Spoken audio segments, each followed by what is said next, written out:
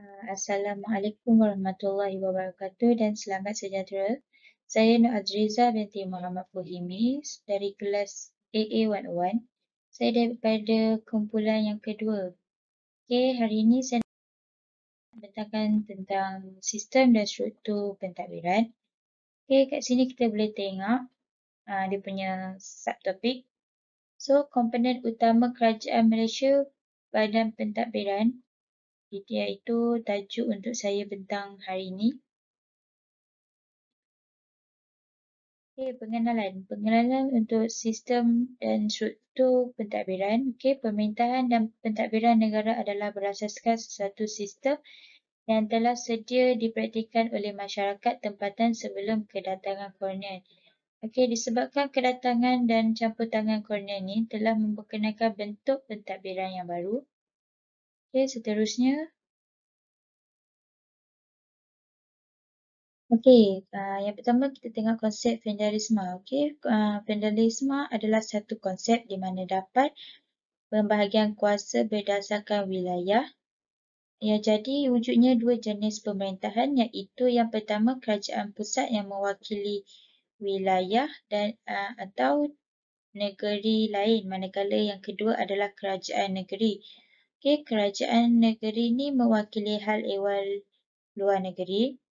Okey, kerajaan persekutuan dan kerajaan negeri kedua-duanya mempunyai bidang kuasa dan organisasi yang berbeza, tetapi mereka boleh bekerjasama atau berkongsi dalam membuat sesuatu keputusan.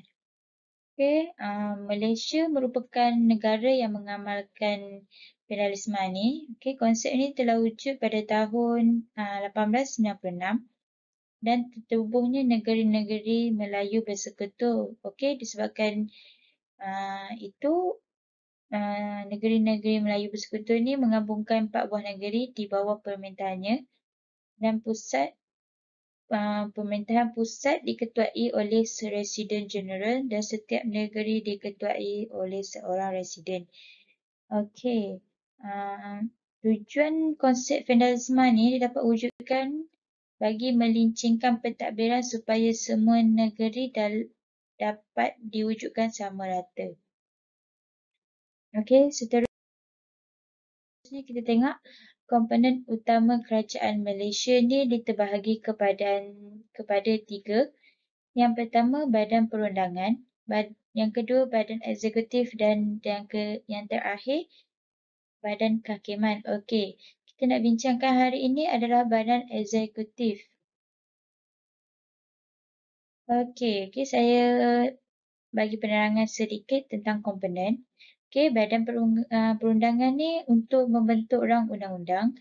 Badan pentadbiran menjalankan hal ehwal pentadbiran dan melaksanakan undang-undang yang dibuat oleh perundangan. Dan last sekali, badan kehakiman menjalankan kuasa keadilan. Okey, kita dapat tengok struktur dekat sini. Yang di-Pertuan Agong paling atas sekali atau dikenali sebagai YDPA. Okey, hari ini kita bincangkan tajuk ini, Badan Pentadbiran usul. Yang pertama sekali, Perdana Menteri. Okey, yang lepas tu bawah dia Kabinet, Kementerian dan Suruhanjaya. Okey, dekat sini kita boleh tengok struktur gambar yang di-Pertuan Agong pada tahun 1957 sehingga sekarang. Okey, yang di-Pertuan Agong ni merupakan ketua negara atau ketua kepada 3 komponen yang kita cakap tadi. Yang pertama pentadbiran, perundangan, kehakiman. Okey, yang Pertuan Agong ni dilantik 5 tahun sekali dalam 9 kalangan orang raja-raja yang dipilih oleh Majlis Raja-Raja. Okey, di bidang kuasa dia ataupun bidang tugas dia, pemerintahan tertinggi tentera, pengampunan, pelaksanaan undang-undang atau sebagainya. Okey, kita tengok sini badan eksekutif. Okey, dikenali juga sebagai badan pentadbiran ataupun badan pelaksanaan. Okey, di Malaysia, kuasa eksekutif dijalankan secara berperingkat persekutuan, kerajaan negeri dan kerajaan tempatan. Okey, peringkat-peringkat ini menjaminkan agihan kuasa dan pelaksanaan kerja yang efisien.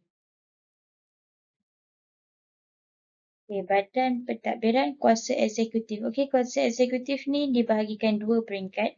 Yang pertama peringkat persekutuan, yang kedua adalah peringkat negeri. Okey, di bawah peringkat persekutuan ni adalah yang di-Pertuan Agong, manakala peringkat negeri ni Raja Sultan yang di-Pertuan Negeri.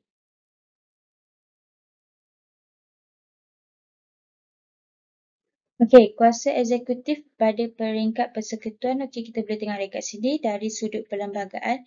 Kuasa eksekutif peringkat persekutuan adalah di tangan Yang di-Pertuan Agong. Baginda merupakan ketua pertama negara dan segala urusan kerajaan dijalankan atas nama baginda. Okey, dalam menjalankan tugas-tugas eksekutif, Yang di-Pertuan Agong ni perlu bertindak atas nasihat jemaah menteri yang dilantiknya ataupun nasihat seorang menteri yang diberi kuasa oleh jemaah menteri. Okey, jemaah menteri dilantik seperti berikut. Okey, kita boleh tengok kat sini. Yang di-Pertuan Agong melantik Perdana Menteri terlebih dahulu untuk mengurusi jemaah menteri. Okey, atas nasihat Perdana Menteri, Yang di-Pertuan Agong melantik menteri-menteri. Okey, seterusnya. Tengok dekat sini, peringkat persekutuan. Okey, peringkat persekutuan ni dibahagikan kepada 5. Okay, yang pertama, Kabinet, Kementerian Perkhidmatan Awam, Badan Berkanun dan Suruhanjaya. Okey, yang pertama sekali kita tengok Kabinet. Okey, Kabinet ni pada peringkat persekutuan, jentera pentadbiran penting dalam melaksanakan tugas-tugas pemerintahan. Okey, jemaah menteri yang menganggotai Kabinet ni diterajui oleh pentadbiran persekutuan. Okey, Kabinet dibentuk oleh parti politik yang memperoleh kuasa majoriti dalam parlimen. Parti politik yang berjaya dalam satu-satu pilihan raya layak untuk memerintah negara kerana kerana rakyat telah memberi mandat untuk memerintah. Okey, kita boleh tengok macam mandat ni rakyat setujulah untuk memberi peluang untuk yang layak untuk memerintah. Okey, kita tengok seterusnya. Kabinet diketuai oleh Perdana Menteri dan dianggotai oleh menteri-menteri yang dilantik oleh Yang di-Pertuan Agong atas nasihat Perdana Menteri. Okey, tugas-tugas Perdana Menteri ini dibuat oleh setiausaha politik, manakala setiap menteri akan dibantu oleh seorang timbalan menteri. Okey, seterusnya kita boleh tengok kat sini. Setiap menteri bertanggungjawab ke atas kementerian masing-masing dan merupakan pembawa usul atau rang undang-undang kerajaan. Okey, peranan utama untuk menentukan dasar kerajaan dan memberikan arahan untuk melaksanakan jentera pentadbiran kerajaan di peringkat persekutuan dan negeri. Okey, bagi melaksanakan peranan ini, anggota-anggota kabinet akan mengadakan mesyuarat secara tertutup dan akan diadakan pada setiap hari Rabu, pada setiap minggu.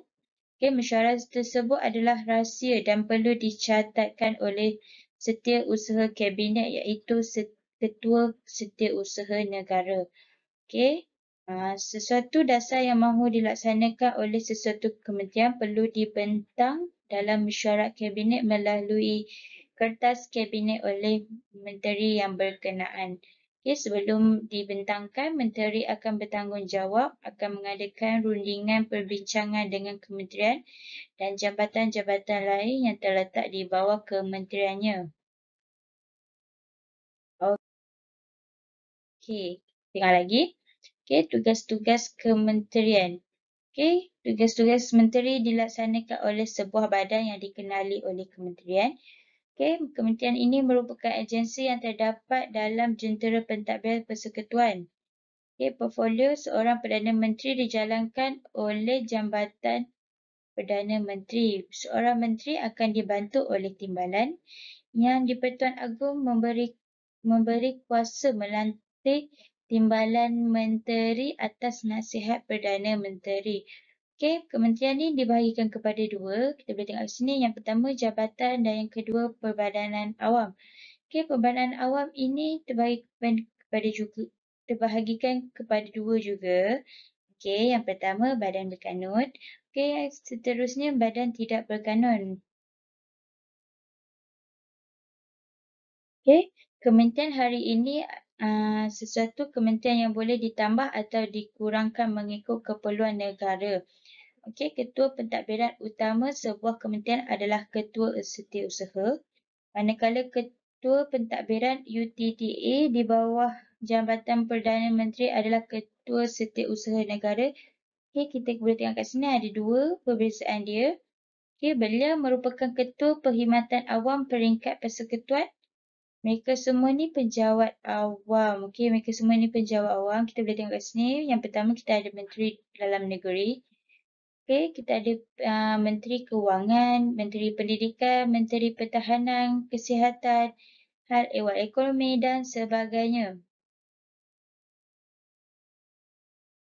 Okey, kementerian ini peranan dia membentuk dasar-dasar, merancang, mengawal dan melaraskan pelaksanaan tugas-tugas yang diletakkan di bawah portfolio kementerian berkenaan. Okey, tugas-tugas tanggungjawab kementerian ini kemudian disalurkan kepada beberapa buah jabatan dan perbadanan awam ditubuhkan di bawah kementerian tersebut.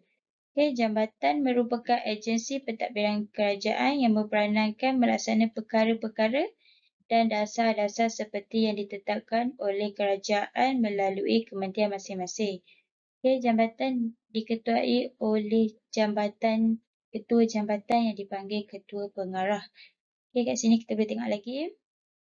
Badan Perbadanan Awam ditubuhkan untuk membantu kelancaran pentadbiran kerajaan dengan memberikan sedikit kuasa ke atas beberapa perkara. Okey, dapat dua jenis perbandangan iaitu badan berkanun dan badan tidak berkanun. Okey, contoh yang kita boleh tengok, lembaga hasil dalam negeri ni badan berkanun dan sistem penerbangan Malaysia Berhad ni badan tidak berkanun. Okey, Kementerian Sumber Manusia ni dia ada carta organisasi dia, kita boleh tengok kat sini. Okey, yang pertama Menteri, yang kedua Timbalan Menteri, yang ketiga Ketua Setiausaha. Okey, Ketua Setiausaha ni dibahagikan kepada 4. Yang pertama Jabatan Tenaga Manusia, yang kedua Jabatan Hal Ehwal Kesatuan Sekerja, yang ketiga Mahkamah Perusahaan dan last sekali Jabatan Keselamatan dan Kesihatan Pekerja.